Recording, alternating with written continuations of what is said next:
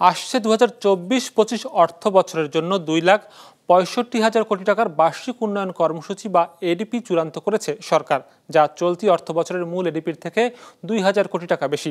পরিকল্পনামন্ত্রী জানিয়েছেন, বাস্তবতা বিবেচনায় এবার বরাদ্দে লাগাম টানা হয়েছে। বৃহস্পতিবার প্রধানমন্ত্রী শেখ হাসিনার সভাপতিত্বে জাতীয় অর্থনৈতিক পরিষদের সভায় এর অনুমোদন দেওয়া হয়। বলা হয়, বৈদেশিক ঋণের প্রকল্প বাস্তবায়নে এবার বেশি জোর দেওয়া হবে।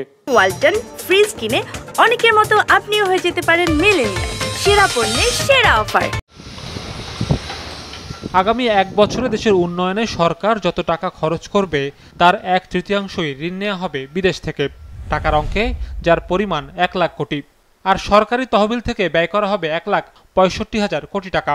সব মিলে বার্ষিক উন্নয়ন কর্মসূচির আকার দাঁড়াচ্ছে 2,65,000 কোটি টাকা।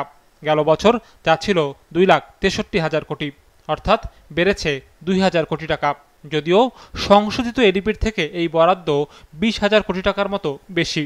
এবারের বাজেটের যে লক্ষ্য সেটা হচ্ছে আমাদের যে মূল্যস্ফীতি সেটাকে সহনীয় পর্যায়ে নিয়ে আসার জন্য রাজস্ব নীতি এবং আমাদের মুদ্রানীতি এই দুটার মধ্যে সমন্বয় সাধন। আমাদের এডিপি সাইজ দেখলে এবার বুঝতে পারবেন যে আমরা হঠাৎ করে প্রতি বছর আমরা 20,000 21,000 কোটি টাকা করে বাড়িয়েছি, এবার কিন্তু তা করিনি।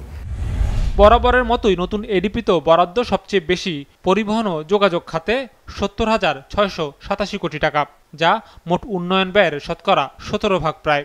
বিদ্যুতে যাবে মোটের 16% অর্থ। এরপরই আছে শিক্ষা, বরাদ্দ 31,500 কোটি টাকার মতো। গৃহায়ণ পাবে 25,000 কোটি টাকা প্রায়। স্বাস্থ্যে দেওয়া হচ্ছে 20,682 কোটি টাকা।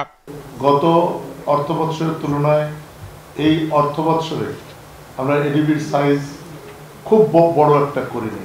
এটার অর্থ কি, যে আমরা প্রকল্প বাছাইয়ের ক্ষেত্রে আমরা সতর্ক অবস্থানে আছি।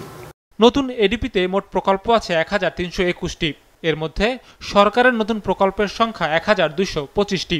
এইসব প্রকল্প উপজেলার বদলে এখন থেকে জেলাওয়ারি অনুমোদনের সিদ্ধান্ত হয়েছে প্রধানমন্ত্রীর সভাপতিত্বে জাতীয় অর্থনৈতিক পরিষদে, যাতে অপ্রয়োজনীয় প্রকল্প এড়ানো যায়।